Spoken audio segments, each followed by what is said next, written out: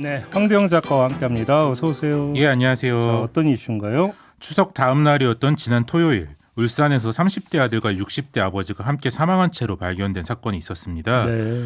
경찰은 아버지가 신변을 비관해 지적장애인 아들을 살해한 후 본인도 극단적인 선택을 한 것으로 추정하고 있는데요. 이전에도 이 같은 좀 발달장애인 가정의 비극적인 사건들이 참 많이 있었죠. 네. 최근 보건복지부의 용역조사 결과 발달장애인 보호자 6의 1명은 최근 1년간 극단적 선택을 고민했다. 이렇게 답을 했습니다. 그 전에도 영암에서도 비슷한 사건이 하나 있지 않았었나요? 그렇죠. 이제 지난달 15일에도 이제 발달 장애가 있는 삼형제와 그들의 부모가 사망한 채로 발견된 사건이 있었는데요. 네. 이게 영암 사건이죠. 아버지가 나머지 가족을 살해하고 극단적 선택을 한 것으로 추정되고 있습니다. 물론 아직 수사 결과가 확정돼서 나온 건 아니에요. 예, 네네. 특히 이 가족의 세 자녀는 20년 넘게 거의 외부 출입을 하지 않고 살아올 정도로 사회와 단절된 채로 살아온 것으로 알려졌는데요. 네. 이런 발달장애인 가족의 극단적 선택은 2020년부터 2022년까지 지난 3년 동안에만 알려진 것이 8건입니다. 이게 그러니까 몇몇 한정된 가족들만의 문제가 아니잖아요. 그렇죠. 이제 발달장애인 돌봄 인프라가 충분하지 않다, 활동 지원사나 서비스 프로그램이 부족하다. 그래서 가족들, 특히 여성들이 독박 돌봄을 한다. 그런 지적들이나 개개인들의 호소들은 계속 있었는데요. 네. 그동안은 가족들이 실제로 얼마나 큰 압박을 받고 있는지에 대해서 제대로 된 전수조사가 없었습니다. 예. 그래서 이제 극단적인 사건이 계속되자 장애인 단체들이 제대로 좀 전수조사를 해달라 이런 요구를 지속적으로 해왔는데요.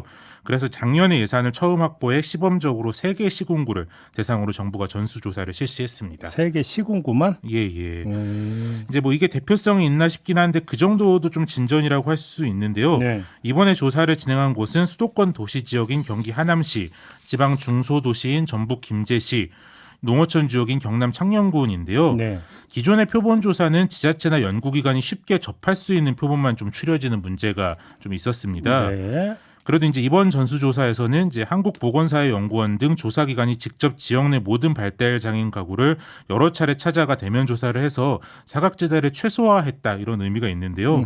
이제 민주당 강선우 의원실이 보건복지부로부터 이 조사 결과를 제출받아서 보니까 이렇게 전수조사 결과 응답한 발달장애인의 주 보호자 16.1%가 최근 1년 사이에 극단적 선택을 고민했다라고 대답할 정도로 이제 심각한 상황인 게 드러난 그러면 겁니다. 16.1%라고 하는 것은 상당히 높은 수치라고 봐야 되는 건가요? 좀 듣기만 해도 이게 당연히 높은 수치인데 좀 비교를 해보면요. 예. 이제 같은 조사는 아니라서 정확하게 비교하기는 어렵지만 2022년 통계청 사회조사에 따르면 일반인 평균적으로 자살 충동을 1년 내에 느꼈다 이런 응답이 5.7%였습니다. 3배네 그러면. 그렇죠. 그런데 이것도 이제 코로나 영향으로 평년보다 높아진 수치인데 이거에 비해서도 이제 거의 3배 가까이 되는 거고요. 특히 이제 응답한 보호자 981명 중에서도 극단적 선택을 계획한 적이 있다는 응답이 29명. 실제로 시도한 적이 있다는 응답이 9명이나 돼서요. 그만큼 이제 당장 개입이 필요한 수준의 위기 가구들이 도처에 있다. 이런 결과입니다. 극단적 선택을 생각을 안 했다고 해서 잘 살고 있다는 얘기는 또 아니잖아요. 그렇죠. 이제 우울 척도를 계산하는 CESD11이라는 점수가 있는데요. 이제 발달 장애인 보호자들의 평균 점수는 18.2점으로 경증의 우울 증상이 있다. 이런 평가가 나왔습니다. 그러니까 대체로 우울한 상황이 디폴트인 거고 거기서 좀 조금만 어떤 위기가 오거나 정신 건강이 안 좋아지는 분들은 바로 좀 심각한 위기 상태로 빠지기 쉬운 상태인데요. 네.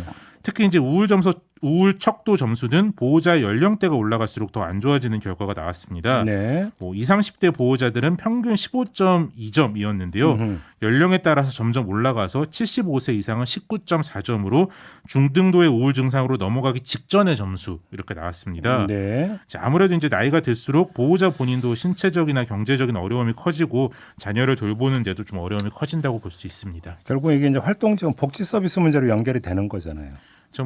결과로 보면 여전히 한계가 많다 그렇게 봐야 될 건 같은데요. 예. 이제 공적 사적인 도움도 있긴 하지만 전체 보호자의 70.4%는 하루 3시간 이상은 장애인들을 직접 돌봐야 한다 이렇게 대답을 했습니다. 또 이렇게 3시간 이상 돌보는 보호자들은 평균적으로 9.25시간을 하루에 돌보고 있다 이런 응답을 했는데요. 네. 그리고 응답자 981명 중 172명 그러니까 한 17% 정도는 하루 12시간 이상을 돌봐야 한다라고 하니까 거의 자는 시간 빼고는 계속 돌보고 있다 이렇게 봐야 되는 거고요. 네. 또 이제 본인 이외에 함께 또는 뭐 교대로 돌보는 사람이 있냐 이 질문에 대해서도 42.4%가 돌봐주는 사람이 거의 없다고 답변해서 그만큼 이제 주 보호자들이 독박 돌봄에 시달리고 있다 이렇게 평가가 나왔습니다. 근데 돌봄만 하는 것도 아니고 나가서 돈을 벌어야 부양을 할 거 아닙니까? 그렇죠. 이제 보호자들 중 51.8% 그러니까 반 이상은 경제 활동을 하면서도 돌봄도 병행한다 이렇게 응답을 했습니다. 네.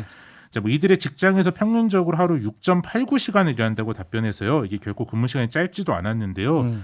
자, 우리가 그냥 출퇴근만 하고 살아도 진짜 뭐 진이 빠지는데 집에 돌아오면 또 돌봄 노동이 시작되는 거고 이런 쉴 틈 없는 노동이 언제 끝난다는 보장도 없이 계속 이어지는 거니까 그렇죠. 뭐, 정신 건강의 위기가 뭐 있을 수밖에 없다는 생각도 드는데요. 정부가 이제 향후 다른 지역으로도 좀 조사를 확대하고 뭐 이를 기반으로 관련 정책을 수립하겠다 이렇게 밝혔고 실제로는 좀 다른 지역에서도 좀 조사가 되고 있기는 한데요. 이게 뭐 조사를 하는 것도 중요하지만 결국 대책이 나와야 되는 건데 이 조사가 얼마나 실효성 있는 대책으로 이어질 수 있을지 좀 지켜봐야 할 것 같습니다. 그게 이제 한마디로 압축되는 게 이른바 독박 육아가 있었고 독박 간병이 있었고 그렇죠. 근데 이제 독박 돌봄이라는 거잖아요. 그렇죠. 버티는데 한계가 있는 거죠. 뭐 다 사람이 하는 일이니까 우리가 많이 공적으로 사적으로 알겠습니다. 도와야 할 것 같습니다. 마무리하죠. 황교안 작가였습니다. 고맙습니다. 예, 감사합니다.